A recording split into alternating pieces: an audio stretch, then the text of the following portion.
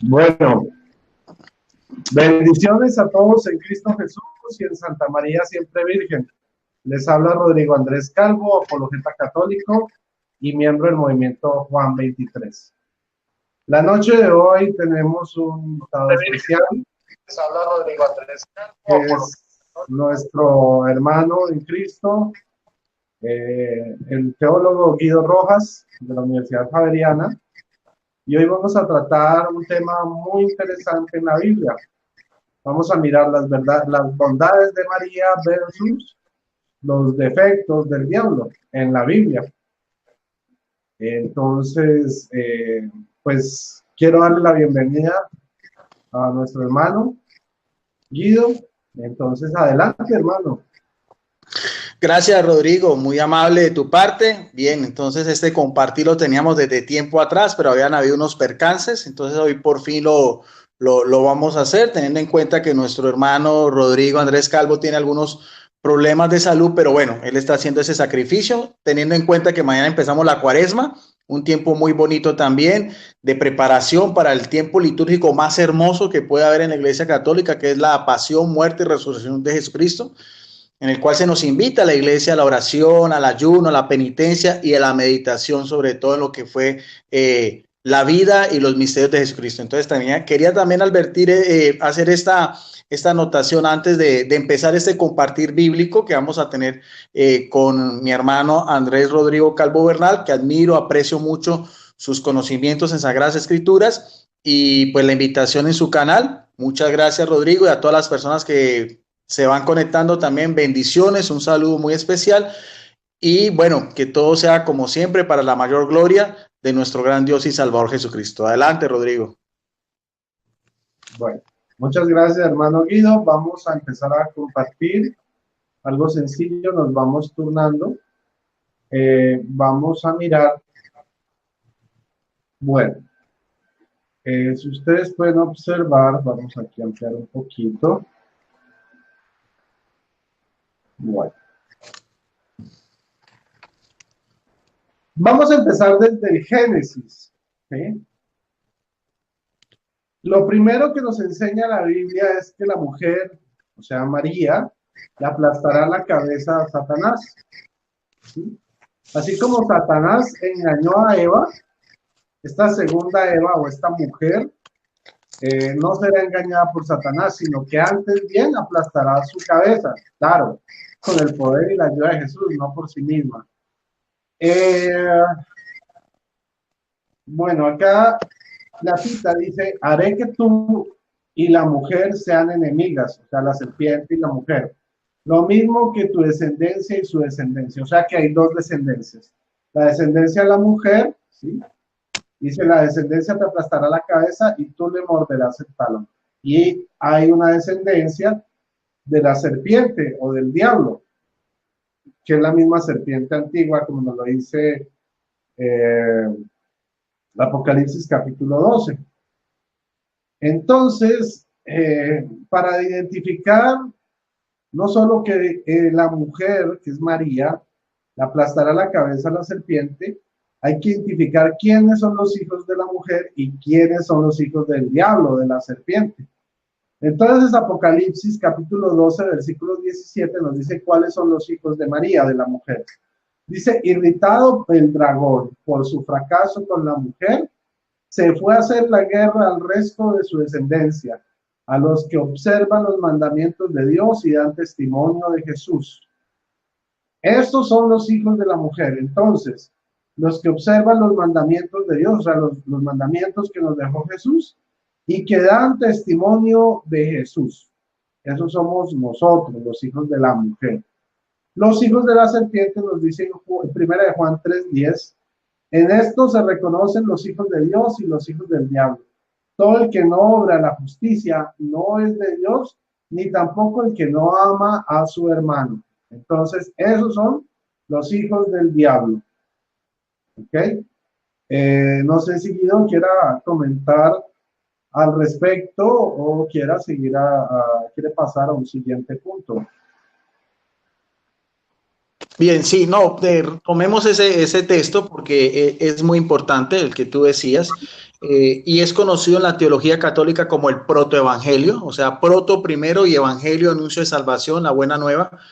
Y a nuestro hermano Rodrigo lo leyó Génesis 3:15. Yo utilizo Biblias en físico, me encantan tener Biblias en físico católicas y evangélicas. Esta noche voy a hacerlo con esta Biblia católica, la Biblia El Peregrino de Luis Alonso Schockel, muy interesante eh, quería agregar solamente en Génesis 3:15, nuestro amigo Rodrigo, después de lo que fue la caída de la primera mujer, que no se llamaba Eva, sino el nombre Eva viene después, y da una connotación muy importante con María.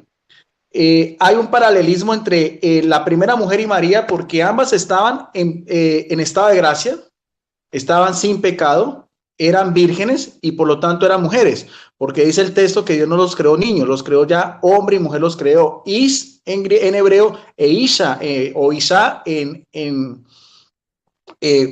griego, para hombre y para mujer, o gune en griego. Ahora, quería resaltar porque es muy importante, ya que vamos a hablar del paralelismo entre la primera mujer, Eva y María, porque el texto que leyó, no, que estaba haciendo citación Rodrigo, dice el mismo Dios Padre, ¿sí? Después de la caída de la mujer en Génesis 3:15, en esta Biblia católica, pondré enemistades entre ti y la mujer. Rodrigo hizo énfasis más que todo a la descendencia, pero también quiero resaltar que y cuando Dios la maldice, dice en el verso 14, el Señor le dijo a la serpiente, por haber hecho esto, eres maldita entre todos los animales del mundo. O sea, hay una maldición y hay una enemistad, una maldición eterna. Ahora, esa maldición y esa enemistad van íntimamente unidos con otra mujer que está ya presagiada. No puede ser Eva, porque Eva acaba de pecar. En el verso 13, ella mismo dice, fui engañada. O sea, perdió esa inocencia, perdió ese estado de gracia, perdió el estado de estar inmácula. Se da cuenta que está desnuda al lado de su esposo, de Adán, que siempre estuvo ahí al lado. Entonces, la Iglesia Católica siempre ha visto que esa otra mujer tiene que ser María. Nuestro amigo Rodrigo también se fue al libro del Apocalipsis, que es el último libro de la Biblia, donde también se hace referencia a este mismo hecho en Apocalipsis, en el capítulo 12, pero yo voy a hacer énfasis en el verso 9, porque me parece importante cómo describe en este libro de la Revelación el evangelista apóstol Juan en la isla de Patmos. Dice, el dragón gigante, mire que ya lo denomina como un dragón, que era la antigua serpiente, y antigua serpiente en su aparición en escena en Génesis 3:1, que hacía referencia a nuestro amigo Andrés Calvo, que se llama como Diablo y Satanás.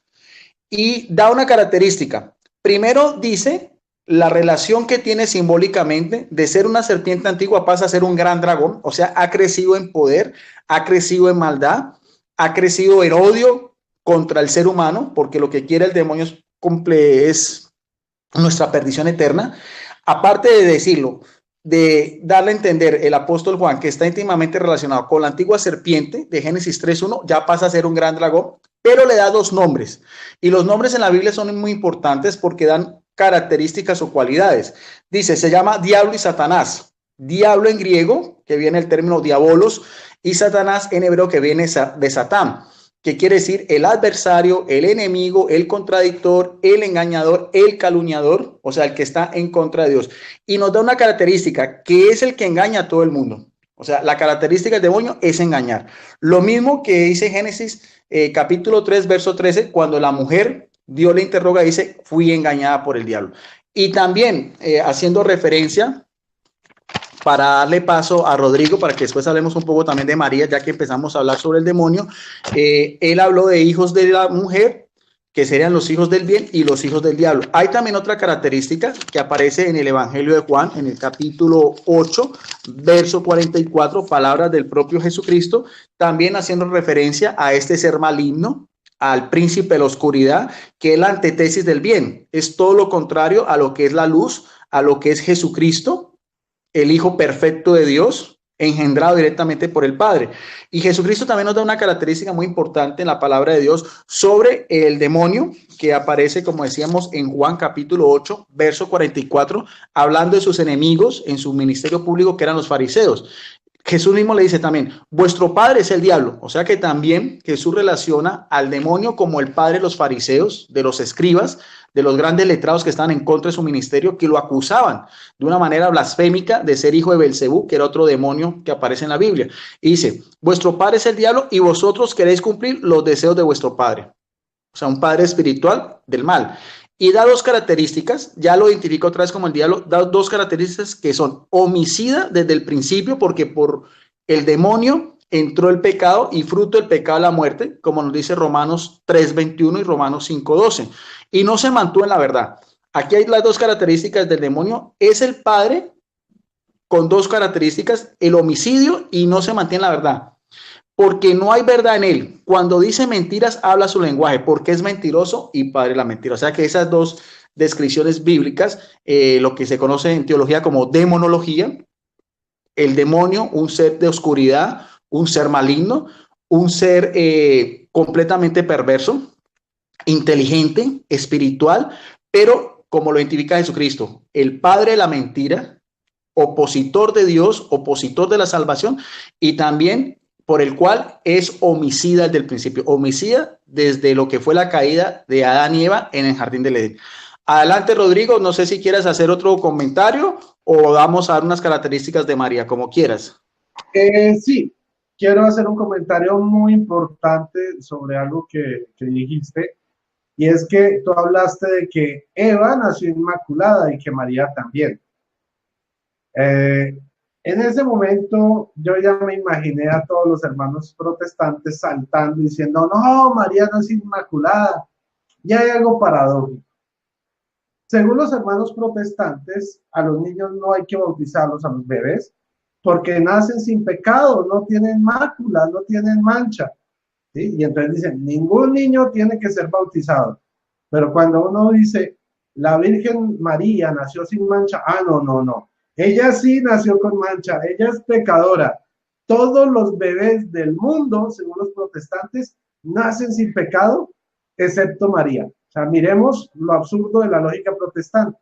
Y muchos dicen, no, es que Jesús dijo, Señor, dejen que los niños vengan a mí, ¿sí? Porque de ellos es los de tales, o sea, de los que son como niños, es el reino de los cielos. Y dicen, no, eso demuestra que los niños ya no tienen pecado, no tienen nada. Pero resulta que cuando Jesús murió en la cruz del Calvario, o sea, fue que se perdonaron los pecados, no antes. Cuando Jesús dijo, dejad que los niños vengan a mí, todavía no había muerto. Entonces, si los hermanos protestantes aceptan o predican que todos los niños del mundo nacen sin pecado, entonces la niña María, cuando fue bebé, nació sin pecado bajo su misma lógica, así no les guste.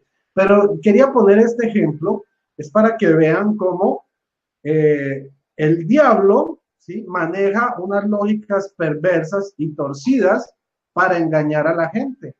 Miren cómo el protestante, no hablemos del luterano, del calvinista, del anglicano, que son de la reforma, no, los nuevos protestantes, los de tercera generación, miren cómo atacan a María.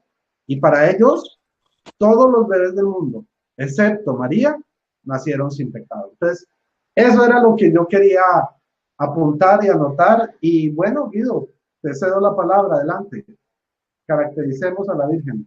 Gracias, Rodrigo. Bien, claro, María es presagiada, está anunciada de Génesis 3:15, y eso lo podemos nosotros demostrar con las Sagradas Escrituras. Si nosotros vamos a lo que es las epístolas paulinas, porque los evangélicos dicen que el apóstol Pablo nunca hizo referencia a María, eso es un gran desconocimiento de la palabra de Dios. Hay referencias a María de una manera implícita y explícita.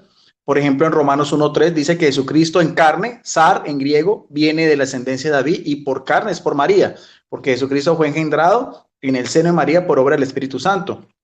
Pero más me llama la atención lo que dice Gálatas 4:4, porque acordémonos que, como habíamos dicho inicialmente en el protoevangelio, Dios hizo una enemistad eterna entre la mujer y el demonio. Igualmente, la salvación no es de la mujer, sino del hijo de la mujer. María es el medio por el cual Dios quiere que su hijo se encarne para traer la salvación, pero sigue siendo importante porque la enemistad sigue en pie. Y en toda la historia de la salvación de lo que es el pueblo de Israel, es muy importante lo que nos dice el apóstol Pablo en su carta a los Gálatas en el capítulo 4, verso 4, cuando dice, pero cuando se cumplió el plazo, o sea, cuando Dios ya de todo lo que fue la historia del pueblo de Israel, desde los patriarcas, los reyes, los jueces, los profetas, ¿ve? Se cumplió el tiempo, Dios envió a su hijo, la iniciativa viene del Padre, el mismo que puso al hombre y la mujer a vivir eternamente en el jardín, que los hizo en un estado inmaculado, de perfección, sin mancha. Por eso es que ese otro Adán, como lo dice el apóstol Pablo, y esa otra Eva, tenía que también estar en las mismas condiciones. Y dice acá, Dios envió a su hijo nacido de una mujer, aquí aparece el término guné, sabemos en relación de Génesis 3:15 que esa mujer es María, nacido bajo la ley, dando a entender que era la ley de Moisés, ¿ve? Para que rescatara los súbditos de la ley de nosotros y nosotros recibimos la condición de hijos. O sea que por esa mujer, gracias al fiat de esa mujer que vamos a ver también en el Evangelio de Lucas, podemos nosotros también ser hijos adoptivos de Dios, reconocer que Jesucristo es nuestro hermano mayor y saber que María también tiene un papel importante en la historia de la salvación. Ahora, ¿dónde se cumple ese anuncio? Bueno, vamos al Evangelio de Lucas en el capítulo 1, verso solamente en el 26, porque el cronista y evangelista Lucas nos da algo muy importante, nos da una connotación muy importante. Dice, en el sexto mes envió Dios otra vez, el mismo que aparece en Gálatas 4:4, el mismo personaje que habla la serpiente. O sea, la iniciativa de la salvación viene de Dios Padre y es Dios quien envía un ángel con nombre propio, que es Gabriel, quiere decir fuerza de Dios. Cuando es un ángel con nombre propio es porque es importante, ¿no? A una ciudad de Galilea en el norte de Israel llamado Nazaret. Y es que interesante saber que Nazaret, los que estudian algo de Biblia, se dan cuenta que no hay ninguna referencia a Nazaret ni en el Antiguo Testamento ni en los escritos de historiadores de la época como el judío Flavio Josefo. Da a entender que para Jesucristo la soberbia, el orgullo, la prepotencia de Satanás, que sí pudo penetrar en el jardín del Edén en forma de una serpiente, para él estaba completamente velado. Para él estaba completamente restringido el saber que en su propio designio, en esta comarca de unos 300 habitantes a lo máximo, que ni siquiera aparecía en los mapas de la época, dice aquí el mismo evangelista, fue a una virgen a ir parte, ¿no? Nos da la condición de esta mujer virgen, tendría unos 14, 16 años, ¿ve? Prometida con un hombre llamado José de la familia de David, o sea, de la estirpe de David, y la virgen, recalca otra vez por segunda vez, se llamaba María. Y el término de María, como decíamos anteriormente, así como el término diablo y Satanás es lo contrario, el opositor, el calumniador, el malo, el enemigo, los exégetas han dicho que el nombre María, una aproximación desde el hebreo que sería Miriam o en arameo Mariam, quiere decir la bella, la amada de Dios, la agraciada. Sabemos esos piropos tan bonitos que significa el nombre María. Y dice, entró el ángel donde está el hijo, alégrate, favorecía, el Señor es contigo. O sea, vemos bien cómo María sí juega un papel importante en la historia de la salvación y que es completamente contrario a lo que fue la primera mujer. Porque por una mujer entra el pecado y por la otra entra la salvación. Hasta ahí mi intervención para también escuchar a Rodrigo Andrés Calvo, que haga también su complemento y así seguir con este coloquio. Vale, gracias. Gracias, manito. Entonces vamos a seguir aquí. Dice así. Ok. ¿Cuál es una característica importante de la Virgen María? Lo primero es que ella es una mujer. O sea, entre el hombre y la mujer, por su capacidad física, por su dominio, digamos que el hombre, entre comillas, domina a la mujer es débil, débil entre comillas, porque ella da a luz ¿sí? Aguanta ese dolor, aguanta el parto, aguanta el sufrimiento. La mujer es capaz de aguantar unos sufrimientos que el hombre ni se imagina, pues, porque, digamos, su resistencia, su capacidad al dolor es increíble. Y esto al diablo le molesta. Dice 1 Pedro 3:7. De modo semejante, ustedes, los maridos, sean comprensivos en la convivencia con sus mujeres, pues la mujer es un ser más delicado. Trátenla con respeto, pues están llamadas a heredar con ustedes la gracia de la vida. Así sus oraciones serán siempre escuchadas. Entonces vemos que María es una mujer sencilla, delicada, femenina. ¿Y cómo veremos hoy las hijas del diablo? ¿Cómo las vemos hoy? Pues obviamente altivas, ¿sí? Ocupando el lugar del hombre, ustedes saben, y con mucho respeto voy a hablar de la homosexualidad y del lesbianismo. Ustedes saben que no es que haya más sexo, sino que, por ejemplo, una mujer se disfraza de hombre para sentirse hombre. No está creando un sexo, está simulando lo que no es, ¿ok? Y nos dice la Biblia, sí, que en los últimos tiempos, digamos que habrá hombres, ¿sí?, que se vistan de mujer y mujer de hombres, ¿sí?, y que van a tener toda clase de perversidades. Y eso lo podemos ver como el diablo degrada al ser humano y a la mujer con el aborto, ¿sí? María dio a luz. Estas predican el derecho a abortar, o sea, el derecho a matar. María predica la humildad. Ellas agreden, gritan. María es decente. Estas mujeres se empelotan, atentan contra todo lo sagrado. Y entonces podemos ver cómo son las mujeres de Dios, y en este caso, María, ¿sí?, humilde, sencilla, femenina, delicada, y cómo son las mujeres del diablo, lo que llamaríamos vulgarmente machorras. Bueno, ahora vamos a mirar el Magnificat, porque en el Magnificat nosotros descubrimos la esencia del papel de María, ¿sí?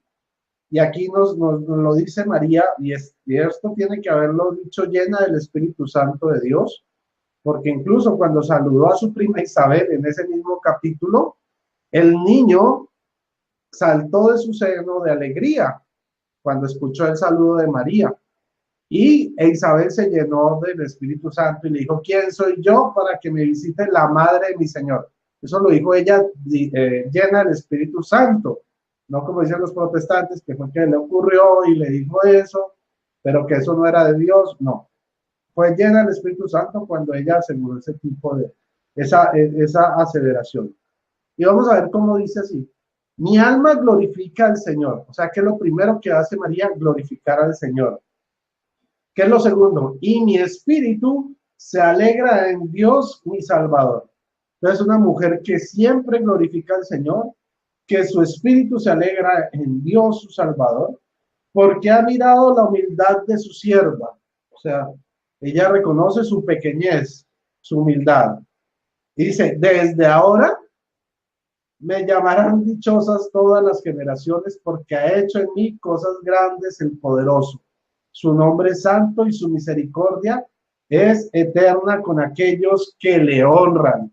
O sea que María es una mujer que honraba a Dios con toda su vida, ¿sí? Y sobre ella se hace la promesa, ¿sí?, de que ahora la llamarán dichosa todas las generaciones.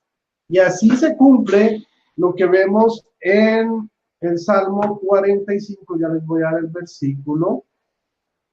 Salmo 45.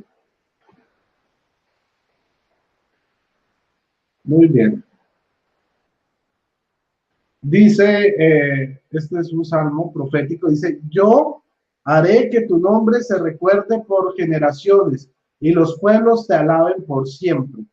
Esto aquí se refiere a la Virgen María, proféticamente dice: escucha, hija mía, pon atención, olvida tu pueblo y la casa de tus padres, porque has cautivado al rey con tu hermosura. Él es tu Señor, inclínate ante él. O sea, el Señor, el rey, es el Señor de ella, pero se ha fijado en ella. Los habitantes de Tiro vienen con regalos, los nobles del pueblo buscan su favor. Ahí fue donde vimos cómo los reyes de Oriente, sí, o los reyes magos, como le decimos popularmente en la iglesia de Cristo, vinieron con regalos cuando Jesucristo nació y se postraron. La Virgen estaba con el niño en brazos y ellos se postraron en señal de respeto y adoración al rey sin quitar a la mamá del lado. No dijeron, quítese usted que solo venimos a adorar a Jesús. No, para ellos les parecía normal que la mamá estuviera al lado del rey de reyes. Bueno, el hecho es que aquí sigue describiendo varias cosas sobre la Virgen. Dice que a cambio de tus padres tendrás hijos, cumpliéndose lo que decía en Apocalipsis, ¿no? ¿Quiénes son los hijos de la mujer? Los que cumplen los mandamientos de Jesús y guardan el testimonio de Jesucristo. Y los harás príncipes por toda la tierra. Nosotros somos reyes y sacerdotes. Yo haré que tu nombre se recuerde por generaciones y que los pueblos te alaben por siempre. Entonces vemos aquí cómo se cumple la promesa en boca de la misma María. Dice, porque desde ahora me llamará dichosa o bienaventurada todas las generaciones. Entonces aquí se cumple esa promesa. Porque ha hecho en mí cosas grandes el poderoso. O sea, ella reconoce que todo lo bueno, todo lo que ha recibido en su vida, viene del poderoso, de Dios. Dice, su nombre es santo y su misericordia es eterna con aquellos que le honran. Miren cómo se revela el corazón de María, lo que ella tiene en su corazón y nos enseña a los creyentes. Es un tesoro, lo que ella dice aquí está comprimido, sí, pero es de una riqueza teológica este texto tan impresionante, ¿sí? Dice así, actuó con la fuerza de su brazo y dispersó a los de corazón soberbio. Derribó de los tronos a los poderosos y engrandeció a los humildes. Recuerden que el diablo quiso tomar el puesto de Dios y por eso fue derribado. Y acá nos enseña María que derribó de sus tronos a los poderosos y ¿qué hizo con los humildes? Los engrandeció. O sea, el diablo quería sentarse en el trono para verse poderoso, engrandecerse a sí mismo. Dios lo manda, lo bota como un rayo. Me acuerdo de la alabanza protestante, como un rayo cayendo sobre mí, me quema y me quema. Bueno, entonces ahí está el diablo, el trueno, sí, que cayó como rayo de los cielos. Bueno, entonces dice que derribó de los tronos a los poderosos y engrandeció a los humildes. O sea, derribó a Satanás del trono que no le correspondía y a María le puso un trono. Y eso lo veremos después.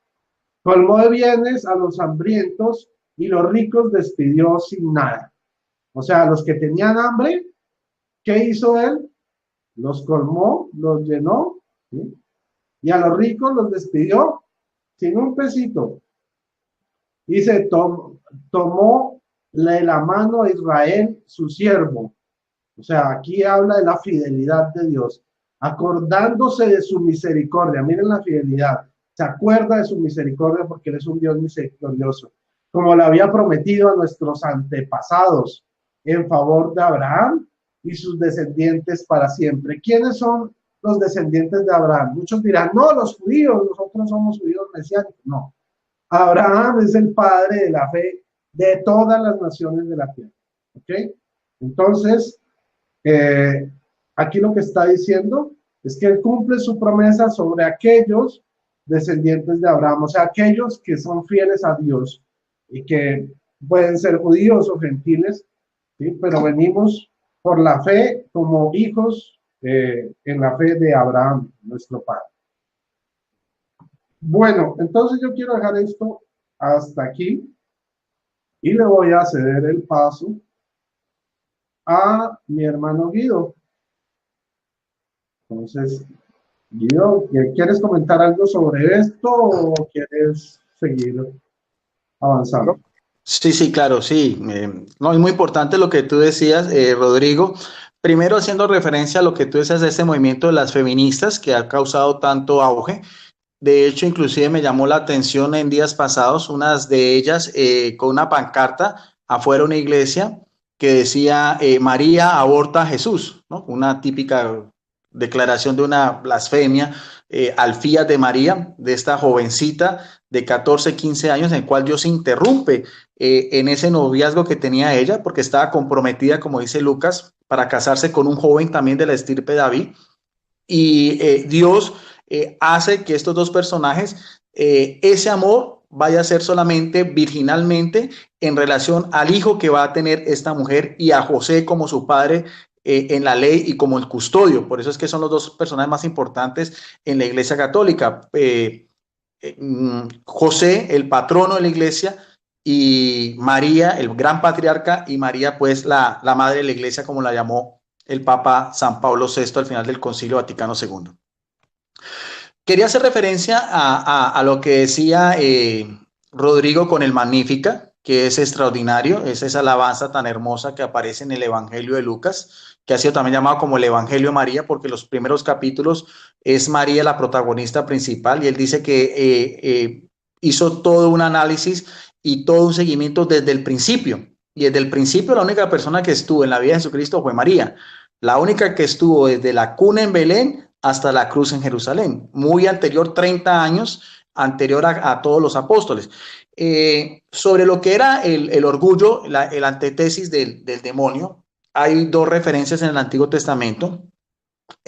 Nuestro amigo Rodrigo hacía referencia, yo voy a tomar la cita bíblica, es donde se saca, la primera está en dos de los profetas mayores, el uno es Isaías en el capítulo 12, verso del 12 al 15, dice este libro hermosísimo que ha sido llamado como el quinto evangelio por toda la información que tiene sobre Jesucristo, proféticamente hablando y su mesianismo, pero dice también el autor sagrado, refiriéndose a lo que era el orgullo de Satanás, el ángel más hermoso, el lucero, como se dice acá, el lucero de la mañana, cuya belleza y cuya luz era solamente reflejo del amor del Padre en lo que era la creación.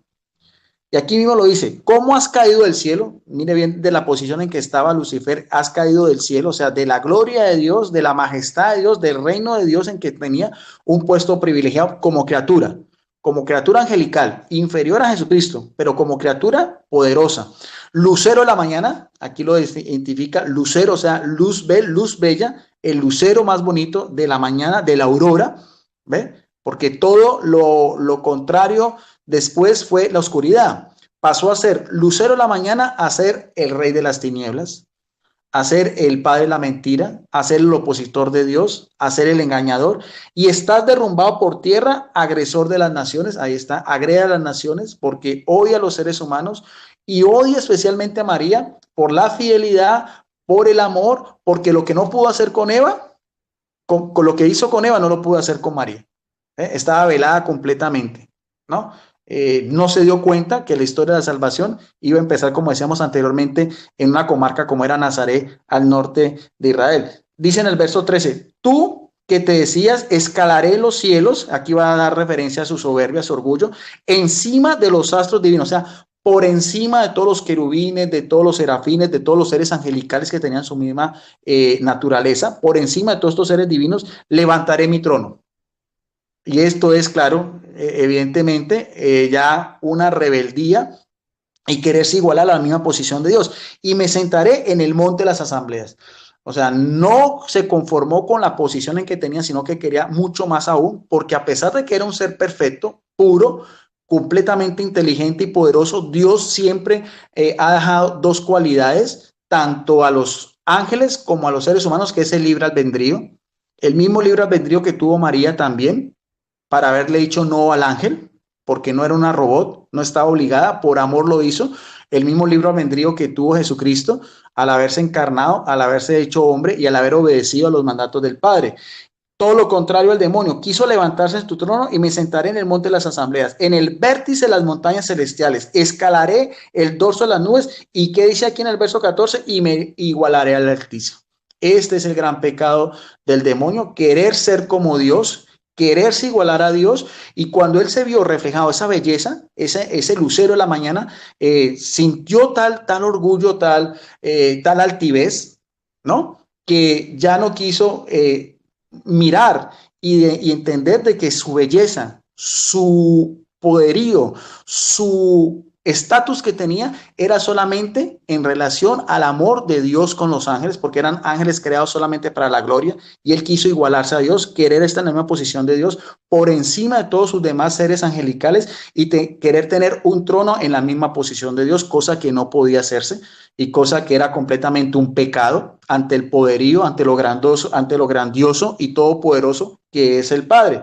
Por eso dice en el verso 15, hay abatido al abismo, al vértice del abismo. O sea, desde lo más alto, desde la posición más alta en el cielo, bajó al abismo, o sea, las regiones inferiores de la tierra, por su orgullo y por su soberbia. Esa misma idea la encontramos también en otro texto, también en el profeta Ezequiel, en el capítulo 28, solamente en el verso 17, la misma idea. Te llenó de presunción tu belleza y tu esplendor. Se transformó el sentido y te arrojé por tierra, te hice espectáculo para los reyes. Otra es lo mismo.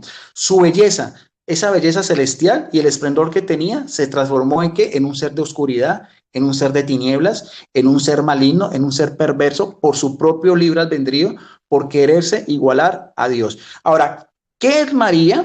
¿Qué es la respuesta de María? Contrario a lo que la serpiente le dijo a la primera mujer cuando le dio la tentó con el fruto, le dijo, seréis como Dios en cuanto a conocer el bien y el mal, y la mujer se dejó seducir. María todo lo contrario, su humildad, su sumisión y su fidelidad a las palabras del ángel, como vemos también en el Evangelio de Lucas. Solamente voy a hacer referencia a lo que responde María en el verso 38, lo que conocemos como el Fiat de María, ya después de que el ángel le dice para qué ha venido, cómo todas las personas de la Trinidad iban a morar en ella, el Padre la cubriría con su sombra, el Espíritu Santo descendería y el Hijo que nacería de ella sería Santo Hijo de Dios. Y María responde en el verso 38, aquí tienes a la esclava del Señor, que se cumple en mí según tu palabra. Y el ángel la dejó y se fue. Quiero hacer énfasis en el griego koiné, el término sierva o esclava, que es dulé, que era la posición más baja, inferior en la sociedad judía. María era consciente que cuando ella dijo esclava, esa esclavitud iba a ser perpetua, porque en la sociedad judía solamente los hombres tenían derecho a la libertad, a pagar por el precio.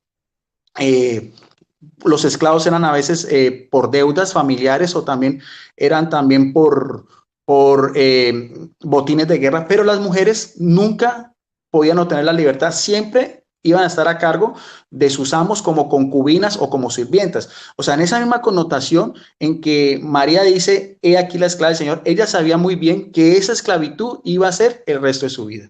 Aún a pesar de que el mismo ángel le había dicho que iba a ser la madre de ese rey, que reinaría sobre la casa de Jacob y su reino no tendría fin, inmediatamente ella se convertiría en la reina madre, que era un puesto muy importante, Gebirá, el término en hebreo, en lo que era la monarquía davínica y de Salomón. Sin embargo, María, en su humildad, renuncia a ser llamada como reina y más bien se autoproclama como la sierva del Señor. Y los siervos o los esclavos, había una palabra muy importante en hebreo que era Shema, que era escuchar y obedecer. Y María escucha y obedece al mandato del ángel, autoproclamándose ella misma como la sierva del Señor. Y si uno ve las pocas referencias en los evangelios de María, ¿qué es la vida de María? Sufrimiento, dolor y también obediencia y también servicio. Lo vemos también en la visita a Isabel, en su embarazo, y lo vemos también especialmente en ese compartir que hicimos también con el hermano Rodrigo Andrés Calvo, que me gustó muchísimo, por eso la invitación a este otro y toda la paciencia que hubo para poder llegar hasta hoy, que hicimos el compartir sobre las bodas de Caná, que está tanto en el canal de Rodrigo Andrés Calvo como en el mío, y también hacía referencia a Rodrigo también a lo que fue la visita de los magos, la epifanía también, el papel importante cuando María muestra a los magos de Oriente a Jesucristo. Ellos adoran a Jesucristo, pero el que muestra al Salvador es María. Entonces, hasta ahí mi intervención y le doy paso a Rodrigo Andrés Calvo. Vale, Guido, muchas gracias. Algo que también quería decir muy importante es que la primera mujer, Eva, nació de la costilla de Adán, ¿ok? Y ambos cayeron. Pero el segundo Adán, que es Jesucristo, ¿sí? Emanuel, Dios con nosotros, o sea, verdadero Dios y verdadero hombre, nació por propia voluntad, por deseo propio, nació de Santa María Virgen. Entonces, es muy importante tener esto en cuenta. La primera mujer, que fue Eva, nace de la costilla del hombre. Pero el segundo Adán, ¿sí? Que es Jesucristo, nace de María. Entonces vemos aquí cómo el mismo Dios, por la humildad de María, decide exaltarla a lo sumo, nombrándola como su madre, como lo dice Mateo 1:23. Ella es la madre de Emanuel, porque lo concibió y lo dio a luz, ¿sí? Y Emanuel es Dios con nosotros. Ya, ahí no hay duda de la divinidad de Jesucristo.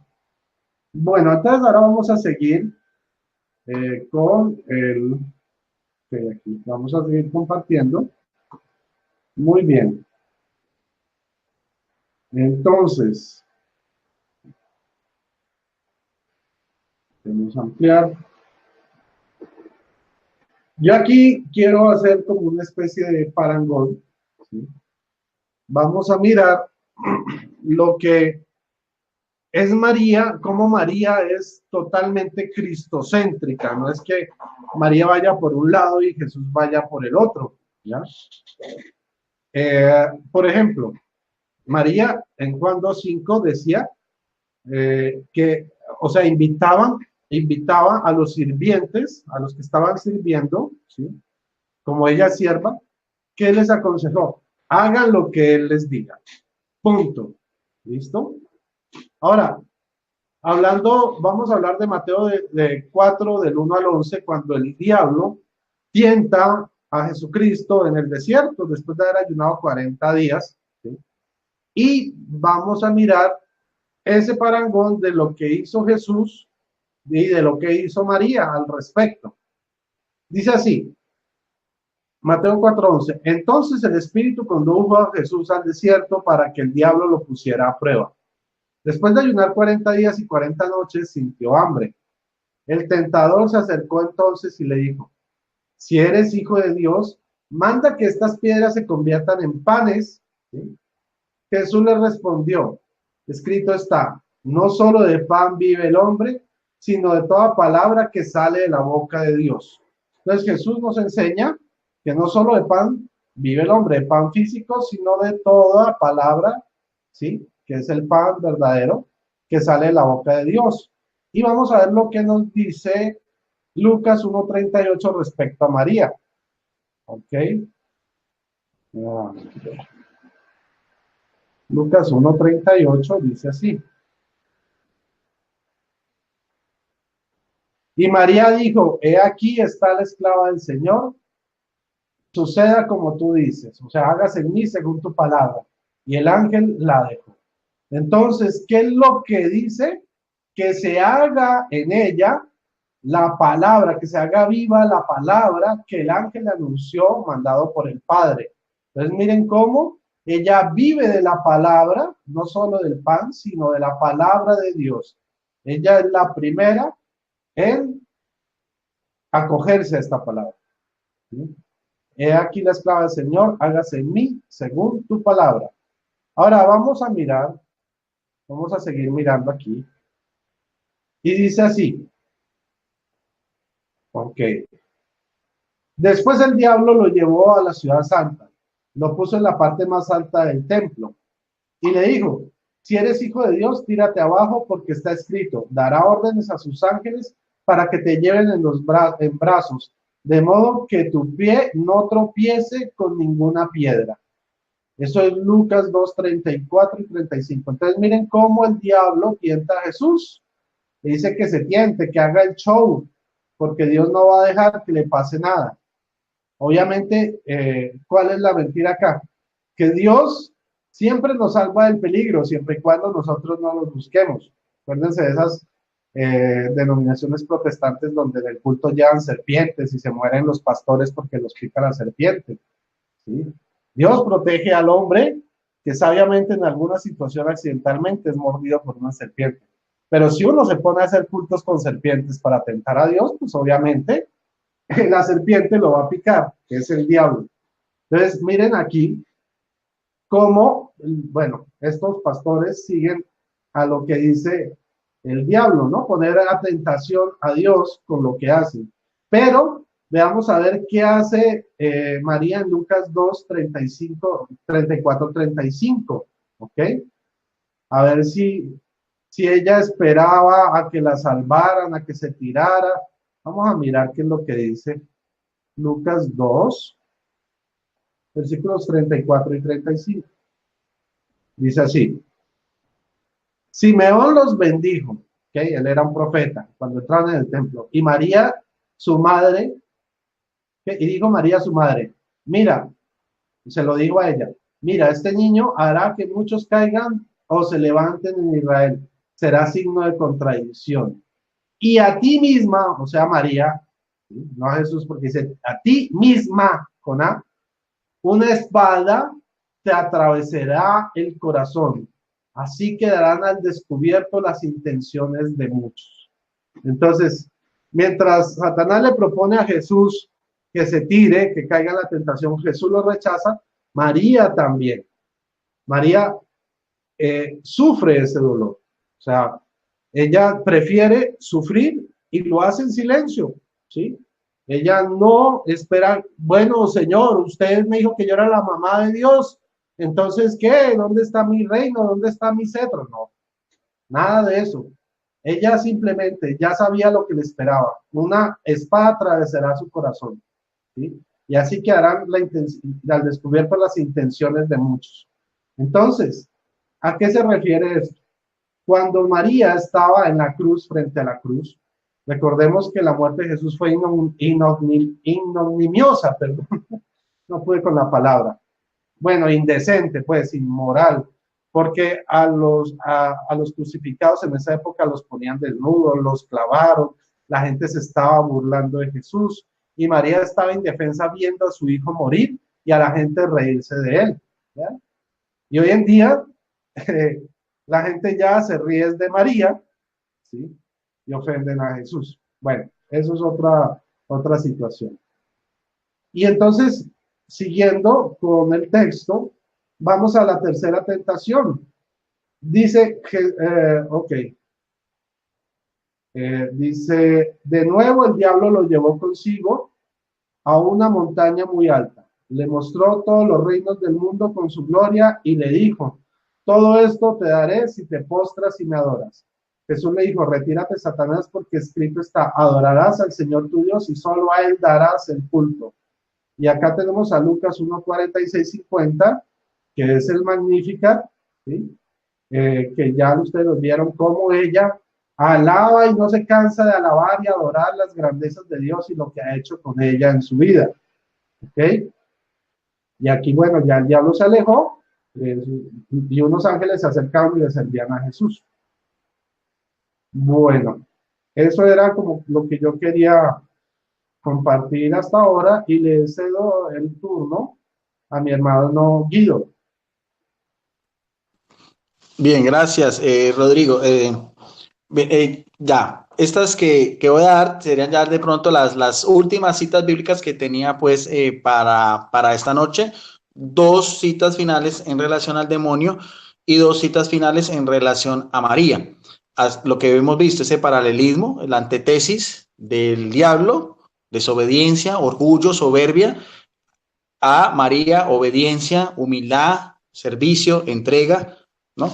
Si nosotros vamos a un libro que es un libro deuterocanónico, es un libro que no aparece en las Biblias evangélicas, pero sí aparece en las Biblias católicas, utilizada por los primeros cristianos. Los deuterocanónicos, los 46 libros del Antiguo Testamento, lo utilizaron no solamente citados por muchas partes en la Biblia, en el canon neotestamentario, sino también por los primeros cristianos, por los padres de la iglesia, hasta el siglo XVI, cuando vino Martín Lutero y se opuso a ese canon.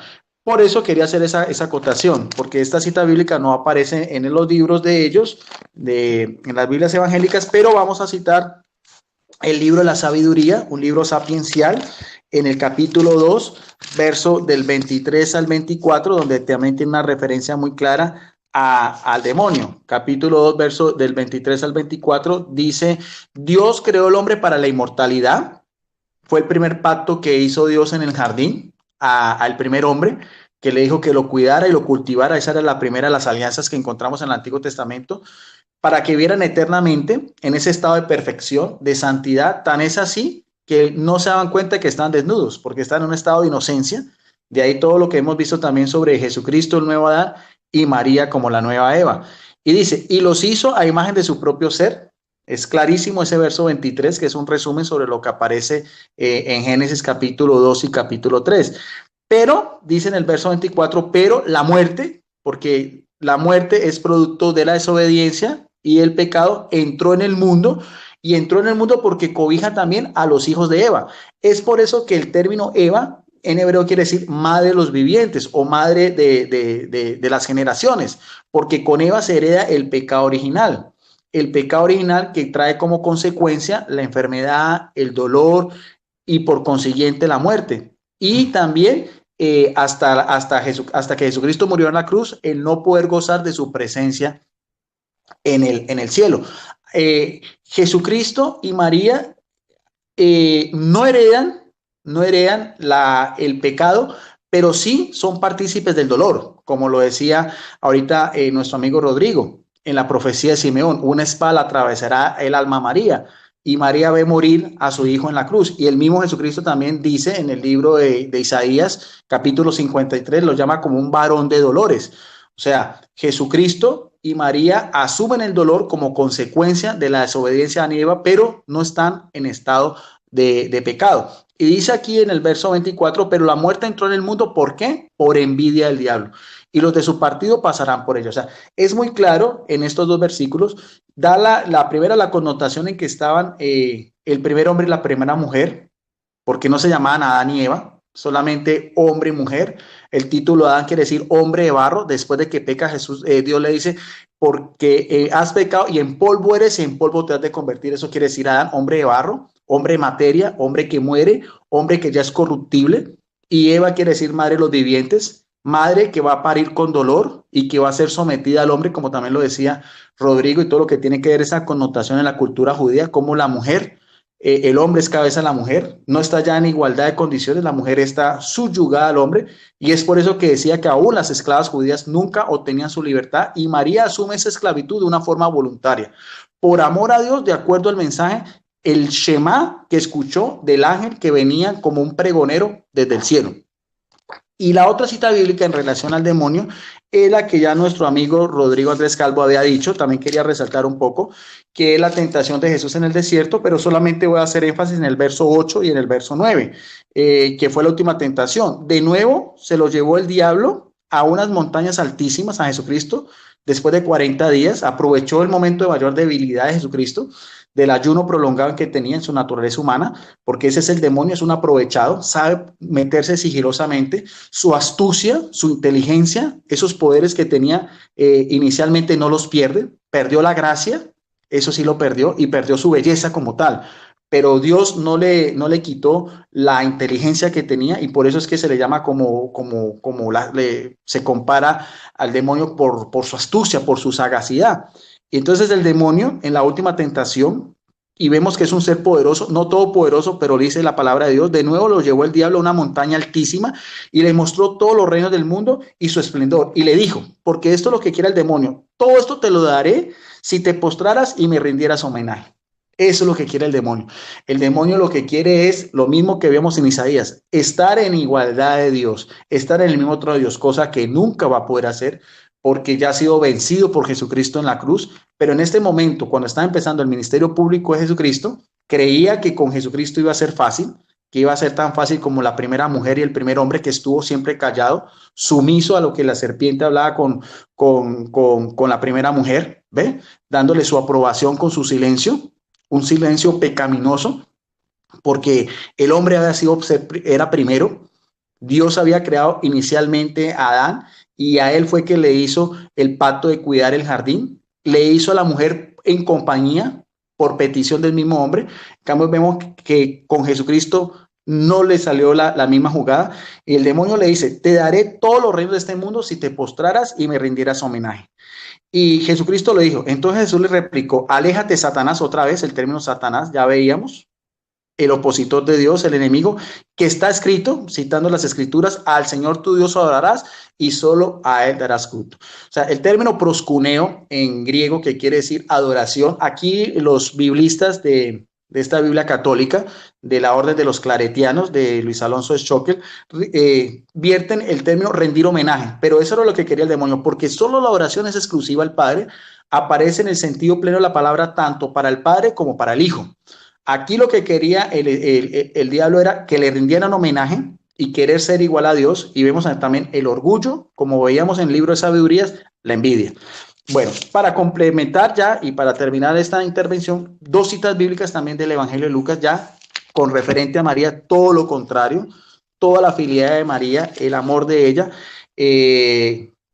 Lo primero, lo que le dice Isabel llena el Espíritu Santo cuando María la visita, que aparece en el Evangelio de Lucas en el capítulo 1, verso 45, solamente va a resaltar el verso 45, cuando María Isabel llena el Espíritu Santo, le dice, dichosa tú, o sea, dichosa, favorecida, agraciada, tiene la aprobación de Dios, dichosa tú que creíste porque se cumpliría lo que el Señor te anunció. Qué importante eso de la exégesis bíblica, porque la primera discípula fiel, aquí mismo lo dice el Evangelio, la primera que creyó fielmente en que se cumpliría todo lo que esa promesa que veíamos de Gálatas 4:4, las alianzas con los primeros patriarcas, los oráculos con los profetas, la historia de Israel en todo su proceso, en las tribus, en los jueces y después en el reinado, su decadencia, todos los imperios que dominaron Israel, los asirios, los babilónicos, los persas, los griegos y los romanos, toda esa historia de la salvación, dice Isabel, dichosa tú. ¿Por qué? Porque creíste que se cumpliría lo que el Señor, lo que Dios te había anunciado por medio del ángel. Y ya en el Magnífica, que también hacía referencia a nuestro amigo Rodrigo, quiero resaltar que los exégetas, los biblistas, dicen que el conocimiento de María en las Sagradas Escrituras, que era también algo factible porque eran tradiciones orales y las mujeres también, María fue una persona especial. La tradición cristiana dice que María estuvo en el templo, todo lo que fue su niñez, como también permanecía Ana en el templo sirviendo, la profetisa. Entonces dice que hay más de 20 referencias en lo que es el Magnífica, pero solamente voy a hacer referencia en lo que dice María en el verso 48. ¿Ve? Si quieres lo hacemos desde el 46. María dijo, proclama mi alma, lo que ya había dicho nuestro hermano Rodrigo, pero voy a hacer énfasis solamente en esto. Proclama mi alma la grandeza del Señor y mi espíritu, o sea, neuma, el espíritu que es la parte de los sentimientos, la parte que sobrevive después de la muerte, el espíritu se festeja en Dios mi Salvador, que la ha salvado ¿de qué? Del pecado. Esta salvación ya es anterior porque ha sido predestinada desde siempre, desde Génesis 3:15, para ser la madre de Jesucristo, que es la salvación hecha carne. ¿Por qué? Porque se ha fijado en la humildad de su esclava y en adelante me felicitarán todas las generaciones. O sea, todas las generaciones, incluyendo católicos, ortodoxos, todos los cristianos, protestantes, tenemos que reconocer que María es bienaventurada. ¿Por qué? Por el fiat, por como lo ha hecho Isabel, porque creyó que se cumplirían las promesas que el Señor había anunciado. Y quiero resaltar en el griego koiné, en que se escribió estos idiomas, porque es importante desde el punto de vista también lingüístico, es escritural, la morfología, cuando María dice, porque se fijó en la humildad de su esclava, ya vimos el término esclava, otra vez María asume esa esclavitud, 2 veces María se autoproclama como esclava ante el anuncio del ángel y en la visita de su prima Isabel, y aquí añade a su esclavitud una característica que es propia en ella, su humildad. La humildad que tenía porque el Señor se había fijado en ella, se fijó en ella antes del anuncio del ángel por la santidad, por la vida que había llevado María en Nazaret como cualquier otra mujer de su edad, una simple aldeana, no era ni siquiera la corte real que pertenecía, por ejemplo, en Jerusalén, donde estaba la clase aristocrática de los saduceos, no, simplemente Galilea de los gentiles, Galilea que era completamente perdido. Por eso también los mismos fariseos, escribas y saduceos desprecian a Jesucristo, porque era un simple carpintero, un aldeano de Galilea, donde no habían grandes universidades o escuelas rabínicas, ni donde estaba el templo. Y María dice la humildad. Y el término humildad en griego es tapeinos, y tapeinos quiere decir la posición también más baja. Alguien que está casi a ras del suelo. O sea, humildad unida a dulé, que es esclavitud. Esas son las dos características que las Sagradas Escrituras resaltan en María, y por eso los católicos veneramos, queremos, respetamos a María, y ella nos lleva a Jesucristo, quien es la salvación hecha carne. Todo lo contrario a lo que decíamos del demonio: su orgullo, su soberbia, su altivez, su mentira, su engaño y la muerte. Por María entra la salvación, que es el propio Jesucristo, al cual todo católico tiene que tener fija su mirada, y sobre todo ahorita en este tiempo de Cuaresma, que es una época tan hermosa para meditar en la palabra de Dios. Con eso entonces concluyo mi última intervención y le damos paso también a nuestro amigo Rodrigo Andrés Calvo para ver qué nos puede aportar. Adelante, Rodrigo. Bueno, muchas gracias, Guido. Pues ya para terminar, quiero compartir unas citas con ustedes. Vamos a mirar. Voy a poner pantalla de compartir. Listo. Muy bien. Entonces, lo primero que quiero que miremos, nosotros somos la Iglesia de Roma. O sea, Pablo nos escribió una carta, la carta a los romanos. Somos la Iglesia de Roma. ¿Sí? Las otras iglesias orientales, católicas, con la Iglesia de Corinto, de Éfeso, bueno, esas todavía existen.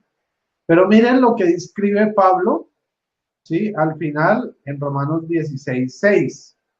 Muchos dirán que no, pero es una coincidencia muy alegre, ¿sí?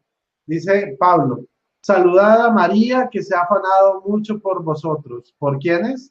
Por los romanos. A mí eso me parece, digamos que muy lindo, muy bello. Y vamos ahorita a pasar también esta cita de Cantares 6:10. Dice: ¿quién es esta que surge como el amanecer, bella como la luna, esplendorosa como el sol, imponente como ejército en orden de batalla? Y vamos a mirar quién es esa mujer, ¿sí? ¿Quién es esta que bella como la luna y esplendorosa como el sol? Vamos a Apocalipsis, capítulo 12. Dice: un gran signo, una señal apareció en el cielo. Un signo, una señal, es algo que es inconfundible, que todo el mundo puede reconocer. No es algo simbólico. Simbólico es que se puede interpretar de distintas formas, pero cuando es un signo, es como el pare. La señal de pare tú la reconoces en la China, en Estados Unidos, en Colombia, en Japón, en Indonesia. Es el mismo rombito rojo con letras blancas que cambia la palabra stop, pare o bueno, distintas palabras, pero todo el mundo entiende qué significa esa señal, parar. Entonces aquí aparece una señal como la misma que aparece en Isaías 7:14, una señal. Dios nos da una señal, que es una mujer. Dice: apareció en el cielo una mujer vestida de sol, con la luna bajo sus pies y una corona de 12 estrellas sobre su cabeza. Está encinta y grita con dolores de parto y con tormento de dar a luz. Entonces miren cómo este signo, esta señal, ¿sí?, nos habla de que esta es la misma mujer de Cantares, de Cantar de los Cantares, vestida de sol, tiene la luna, ¿sí?, brilla como la luna, y también vemos pegado el diablo, se aparece justo detrás de ella. Y apareció otro signo en el cielo: un gran dragón rojo con 7 cabezas, 10 cuernos, sobre sus cabezas las 7 diademas. Su cola arrastra la tercera parte de las estrellas del cielo. Las estrellas que están en la corona, y en Apocalipsis versículo 4, el 12:4, según Apocalipsis 1:7, las estrellas representan ángeles. Entonces dice que su cola arrastra la tercera parte de las estrellas del cielo, o sea, la tercera parte de los ángeles. Y aquí vemos cómo viene la caída del diablo, y las precipitó sobre la tierra. El dragón se detuvo delante de la mujer que iba a dar a luz para devorar a su hijo en cuanto diera a luz. Entonces, miren, La mujer, el gran signo, la que le aplastará la cabeza a la serpiente, ¿sí? Termina apareciendo en Génesis y aparece en Apocalipsis, ¿sí? La que aplastará la cabeza de la serpiente. Igual el diablo aparece en Génesis y aparece aquí también pegado a María, ¿sí? Tratando de perseguirla en Apocalipsis capítulo 12. O sea, desde el principio hasta el fin, podemos mirar que se cumple ese parangón donde está en Génesis el diablo y la mujer, y donde está en Apocalipsis la mujer y el diablo, por aparte, son enemigos. Vale, yo creo que eso era como lo que yo quería aportar, y bueno, pues muchas gracias, hermano Guido. Adelante con tu despedida, o algo que quieras aportar sobre lo que dije, no sé. No, ya todo más que claro, creo que fue todo un gran banquete bíblico de parte tuya y de parte mía. Gracias también porque en esta ocasión no hubo ninguna interrupción. El demonio no pudo meter sus patas como quería hacer en la transmisión pasada, que eso fue algo que tres veces no podíamos, Rodrigo se desconectaba, quedaba sin sonido. Yo después también quise hacer una transmisión en mi Facebook explicando lo que pasaba, también lo mismo, tres veces sin señal. Bueno, el demonio es un ser poderoso, pero no es más poderoso. Y sobre todo me pareció bonito porque tuvimos que esperar 2 semanas para hacer este compartir y qué bonito que lo hayamos hecho un día antes de la cuaresma, que es la invitación para todos los católicos que mañana empezamos ese tiempo tan hermoso, ese tiempo litúrgico de preparación, de oración, de ayuno, de penitencia, de caridad y también meditación en la palabra de Dios. Esperemos a ver si podemos hacer más compartir con Rodrigo, con nuestro amigo. Rodrigo, me encanta compartir con él. Vamos a ver si, dependiendo pues de sus horarios, porque es más ocupado que un alcalde, en este momento con un alcalde en campaña, Rodrigo tiene muchas cosas, y bueno, en fin, su programa de mesa redonda y otras cosas. Vamos a ver, yo le propuse a Rodrigo a ver si podemos hacer compartir, así sea por lo menos cada 15 días en semana, porque tenemos otros temas pendientes. Con Rodrigo queremos hacer también unos videos sobre las Biblias católicas y evangélicas. Le propuse a Rodrigo también lo que son las parábolas, que quiero que hagamos también versículo a versículo las parábolas, empezando con la del hijo pródigo, que es hermosísima. Y también quería pedirle a Rodrigo si podíamos hacer un video, porque yo estoy haciendo una serie sobre los testigos de Jehová, Rodrigo va a hacer otra, va a invitar a unos católicos muy importantes como Antiseta, Jesús Ferreira, argentino, muy importante él, y quería de pronto si en ese espacio podíamos hacer uno solamente sobre explicando lo que es unigénito y primogénito desde las mismas raíces del griego y el hebreo, en esa misma connotación, también para dar respuesta a los testigos de Jehová. Pues esas son las invitaciones. Veamos a ver si nuestro amigo Rodrigo acepta y está también en la misma disponibilidad, que sería muy bueno. Y ya con eso me despido. Bendiciones para todas las personas que siguen este video. Lo vamos a compartir también en nuestro canal. En YouTube, Videos Apologética Católica, y también en el Facebook, que tiene ya casi 26,000 miembros, Debates Cristianos Católicos versus otros cristianos, donde también nuestro amigo Rodrigo también hace videos, es su canal también, está cordialmente invitado. Gracias y quedamos en la paz, en el amor de nuestro gran Dios y Salvador Jesucristo. Adelante, Rodrigo. Bueno, muchas gracias, Guido.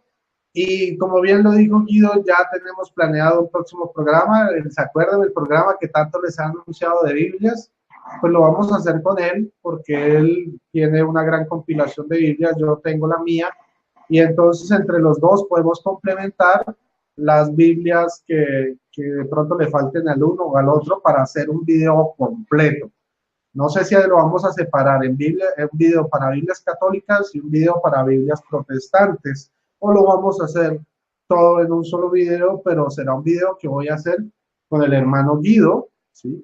Estoy viendo a ver quién más puedo invitar. Digamos que he visto que el hermano Osmin tiene unas Biblias interesantes. Yo podría también invitarlo para que participe con nosotros. Y por último, pues yo quería recomendarles este libro. El silencio de María, del padre Ignacio Larrañaga, un hombre santo. Yo lo conocí cuando era niño, porque mi mamá fue secretaria internacional de los talleres de oración de Ignacio Larrañaga. Y él me conocía, yo lo conocía. Un gran sacerdote. Este libro, El silencio de María, te lleva a entender la profundidad del corazón de María, lo que ella sentía, pensaba, cómo reaccionaba, el silencio en su corazón, cómo lo manejaba. Es un libro bastante hermoso, solo con Biblia, ¿sí? Yo les recomiendo este libro para que aquel que quiera profundizar sobre María en la Biblia, sobre la personalidad de María en la Biblia, este es un libro fenomenal, fenomenal. Yo se los aconsejo. Este hombre es un santo, está en vías de canonización, que oremos para que el Señor digamos que el proceso siga su curso bien y que él pueda llegar a ser reconocido por la iglesia como un santo. Y bueno, hermanos, pues no siendo más, nos veremos en una próxima emisión. Mañana tenemos mesa redonda. Voy a revisar un momento cuál es el tema. Permítanme un segundo. Listo, entonces, mañana sería, mirar los temitas. Bueno, ya vimos la semana pasada los gigantes en la Biblia y mañana el tema es el pan en la Biblia, su significado, su recorrido a través de la historia bíblica, que representa cómo Jesús se manifiesta a través del pan, todo eso lo vamos a ver mañana. Bueno, hermanos, pues muchas gracias, que el Señor les bendiga, la Virgen les guarde, que tengan un feliz descanso y que viva Cristo Rey. Bye, bye.